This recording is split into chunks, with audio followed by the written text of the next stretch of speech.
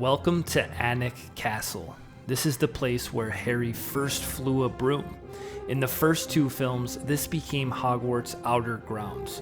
The outer bailey hosted flying lessons. The inner bailey? That's where the Whomping Willow nearly killed the Weasleys' Ford Anglia, and it's still open to the public. Next stop, Black Park in Buckinghamshire, England. So just outside Warner Brothers studio, Black Park became the original Forbidden Forest.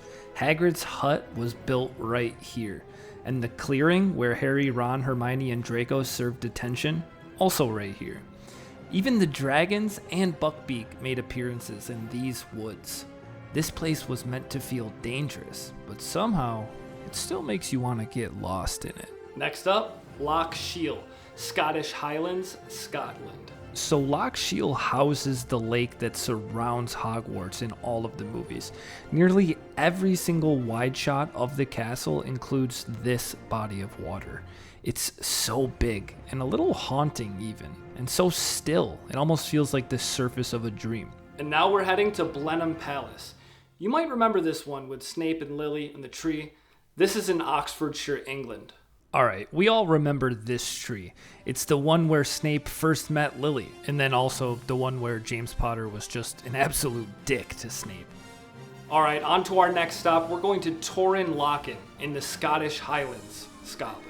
So while Black Park was the original location for Hagrid's hut, Torren Lochan became the final and the most iconic version of Hagrid's hut. And now we're heading to Christ Church College in Oxford, England.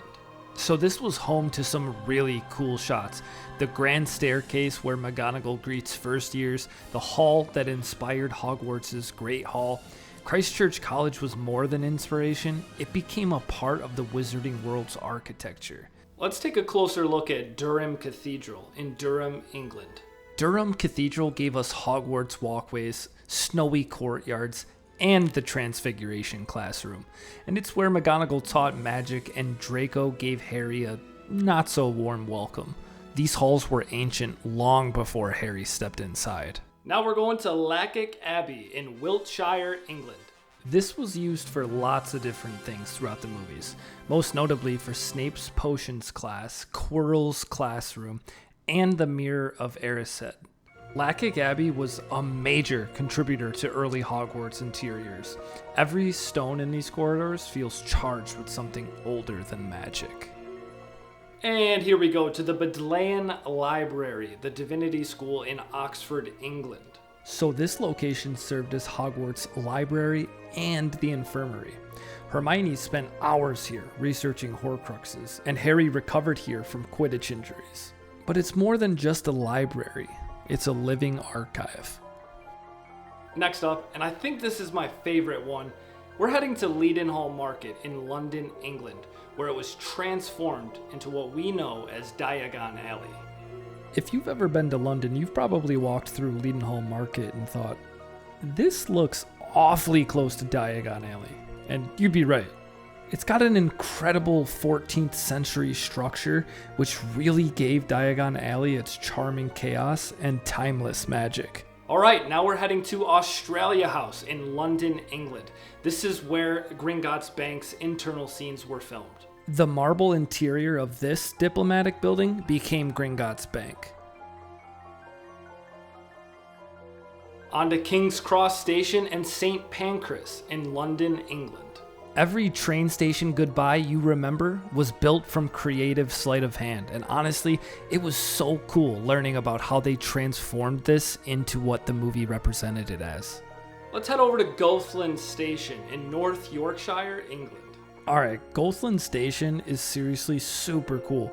This is an untouched 19th century station which became Hogsmeade in the first film. Students stepping off the train, fog, lanterns, magic. This just holds so much nostalgia. Ah, the classic, number 4 Privet Drive in Bracknell, Berkshire, England. Probably one of the most famous Harry Potter filming locations.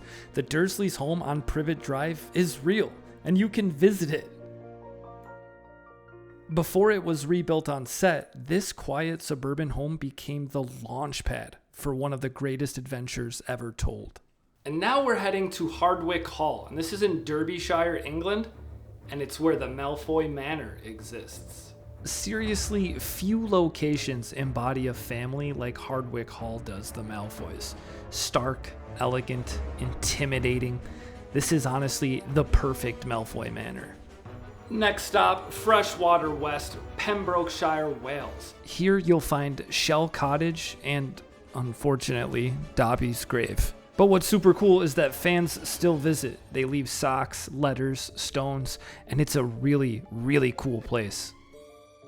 And now we're heading to Swinley Forest. This is in Berkshire, England. And this is where Harry, Ron, and Hermione camped and where they ran for their lives from the Snatchers. On to Malham Cove in Yorkshire Dales, England. A limestone cliff where Harry and Hermione camped. Remote and breathtaking, honestly. Okay, this one might actually be my favorite. This is Rannoch Moor in the Scottish Highlands, Scotland. And this place is unreal. So this is where the Death Eaters stopped the train in Deathly Hallows Part 1. Just desolate, eerie, and literally in the middle of nowhere. Let's head on over to Loch Ealt. This is in Scottish Highlands. This is incredible. This is where the island from Dumbledore's grave lies. And honestly, it feels like the most hauntingly beautiful location in this series. Silent, but sacred. Millennium Bridge, London, England. The bridge that got absolutely annihilated by the Death Eaters and Half-Blood Prince. The Millennium Bridge is a symbol of chaos entering the Muggles' world, right? But in reality, it's still standing strong. The Glenfinnan Viaduct in Scottish Highlands, Scotland. Absolutely no single location is more iconic than this one. The Hogwarts Express winding across this viaduct defined the dream. Alright, yeah, so what? Hogwarts doesn't really exist. Not really. But every piece of it does. A bridge, a stairwell, even parts of the castle that you can literally go and visit. So here's your challenge. I want you to find your own platform 9 3/4. You know that one ordinary place that honestly just makes the world feel magical? Because maybe the real spell that Harry Potter and the cast was convincing all of us that the world we live in still has magic in it. Mischief managed.